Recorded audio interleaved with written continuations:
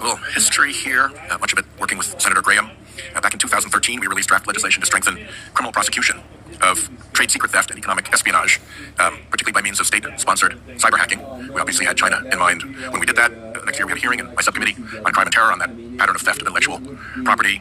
Ultimately, Congress passed the Defend Trade Secrets Act, which created a civil cause of action for trade secret theft. It included Senator Graham's and my provision making trade secret theft and economic espionage RICO predicates for racketeering investigations. And here we are still concerned about what years ago I described as the greatest theft in world history. And by that I was referring to Chinese cyber intellectual property theft from the United States. Our first cyber command chief, Keith Alexander, borrowed that phrase and used it widely. So what do we best need to do to empower companies that have been hacked to seek redress? One of the ideas we kicked around was to consider a government license to certain companies that would allow them, within appropriate guardrails, to hack back at a cyber intruder. You obviously don't want a complete free-for-all, but neither do you necessarily want the U.S. government to become a choke point so that very little can be done when a company sees itself under that kind of attack. If you could just give me your best idea or two, I'd appreciate it. We'll start with you, Mr. Lyons.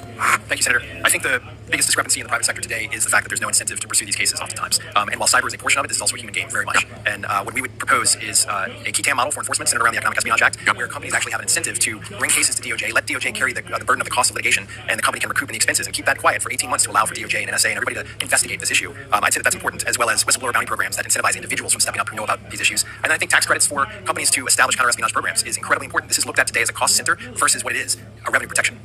Thank you. Ms. Toner? I'll defer to my co-witnesses on this. So, great question. Back in 2002, I raised the problem of trade secrets with USTR. It was not on their radar screen at the time. So this has been a severely neglected issue for too long. Yep. And as part of the WTO TRIPS agreement. Agreed.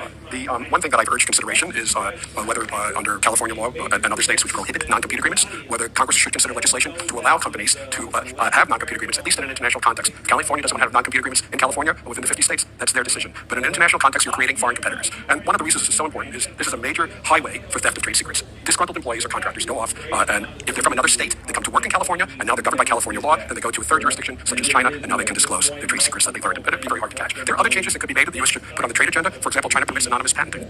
Now, why would you want an anonymous patent? You want to commercialize a patent. If you've stolen something, then maybe you don't want your name attached to the patent. So then the injured party, this has happened to U.S. companies, this appeared in U.S. criminal cases, the injured party now has a quadruple whammy, if you want to call it that. Their information has been disclosed, they've lost the trade secrets, they have a problem locating how it's been disclosed, who is the inventor that came up with this patent, they're so close to mine. So that's another area that's problematic. I think some kind of rapid litigation system in the U.S., my last proposal, such as, well, actually I have two more, is such as Section 337 on steroids, might be helpful here. And that's because once the information is disclosed, you can't get it back. Trade secret cases are difficult. And this is my problem. Professor Carr, this is an important subject. Would you mind submitting an expanded response for the record? Absolutely. You know me well enough that I can go on and on. And I know it'll be a good response. Secretary.